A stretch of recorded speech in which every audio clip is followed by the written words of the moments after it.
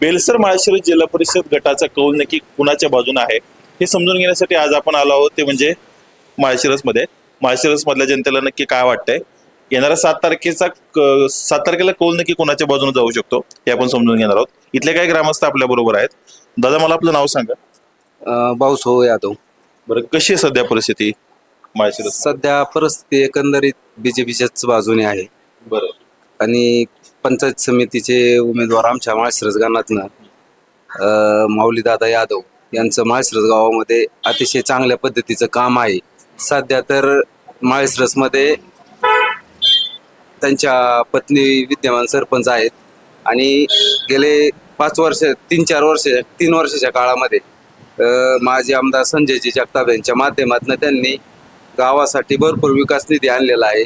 गावाचे रस्ते, गावाची त्याच्या अगोदरची जडण आणि त्यांनी ज्यावेळेस कार्यकारभार सांभाळल्याच्या नंतरची जडणघडण याच्यामध्ये खूप मोठा फरक आहे.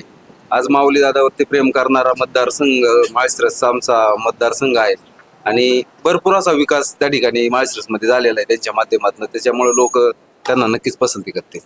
गणाबद्दल तर सांगितलं, गटातली परिस्थिती कशी? माळशिरस गटातली परिस्थिती अतिशय चांगली आहे. बीजेपीचं वातावरण सगळ्याच गावामध्ये चांगल्या पद्धतीने आहे आणि 100% बीजेपीच्या पाठीमागे लोक उभे राहतील. पण गटामध्ये देखील अटीतटीची फाईट आपल्याला बघायला मिळते, चौरंगी लढत आहे. तर कसं असेल मग त्याचं चित्र एकंदरीत कसं असेल? चित्र एकंदरीत बीजेपीच्याच बाजूने असत असा माझा तर अंदाज आहे. म्हणजे वातावरण आणि परिस्थिती त्या आपण प्रत्यक्षात मतदारांशी जर संवाद केला तर लोक कामाच्या माणसाला प्राधान्य देतात. सर्वप्रथम जो माणूस कामाचा आहे त्या माणसालाच लोक मतदान करणार. बरोबर. अशी परिस्थिती ह्या गणात आहे.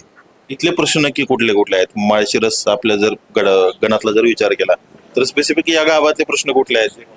या ठिकाणी आता महत्वाचे प्रश्न आहेत की बोलेश्वर देवस्थान आहे, त्या देवस्थानचा विकास होणं गरजेचं आहे. पुरंदर उपसाचं पाणी माळशिरसच्या काही भागामध्ये फिरत आहे, म्हणजे पसरलेला आहे आणि त्याचा फायदा शेतकऱ्यांना बऱ्यापैकी झाला आहे.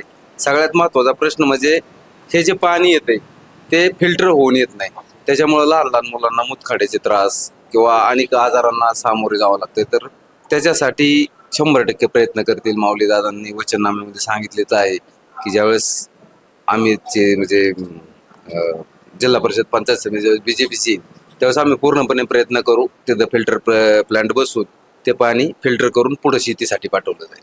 तुम्हाला काय वाटतं, जिल्हा परिषद गटातली निवडणूक होते, चौरंगी फाईट आहे, शिवसेना ठाकरे गट असतील, भाजप असेल, शिवसेना असेल आणि राष्ट्रवादी असेल, काय असेल नक्की? नाही, बीजेपी एक नंबरला राहणार अख्ख्या कानातून. आता आम्ही प्रचाराला फिरतोय ना समजीकडं, बीजेपी एक नंबरला राहील. माऊली दादा कमीत कमी 1,500 ते 2,000 मतांनी निवडून येईल.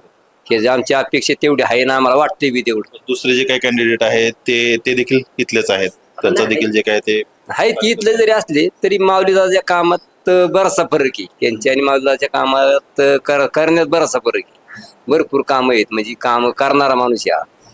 गटातली परिस्थिती कशी आहे? गटातलीच परिस्थिती सांगतो ना, गटातली परिस्थिती चांगली. आम्ही रातून दिवस प्रचाराला फिरतोय, आम्हाला बऱ्यापैकी परिस्थिती चांगली दिसते या. आणि माऊली दादा कमीत कमी 1,500 ते 2,000 मतांनी निवडून येईल असा आमचा अंदाज आहे पूर्ण. आम्हाला तेवढं झालं पाहिजे. धन्यवाद. धन्यवाद.